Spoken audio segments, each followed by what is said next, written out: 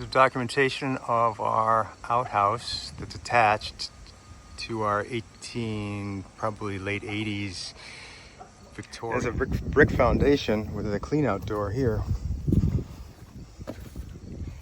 And this wall was probably solid at one time, and it was cut to make an access from the 1970s garage that we built next to it. The stairs led up here, and they cut a hole through to allow to walk up from the side. The shed roof here is ornamental, and it has stairs leading up to the outhouse. And this is how it appears today. The stairs are a bit rickety here. We're going to replace all this.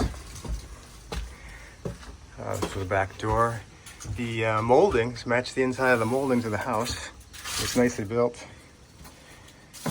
These are Niles Chicago doorknobs on here, and a nice door with a back window that opens. You can still see the cedar shingles in the ceiling here, in the roof, I should say. And here is a vent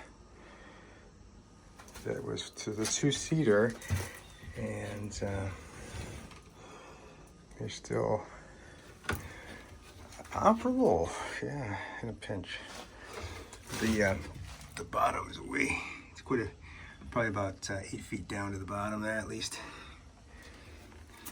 So this is what we're going to turn into a small porch, hopefully. Remove the walls and keep the roof line. And then build new steps here. And add a door and windows. Waiting for the bees to leave.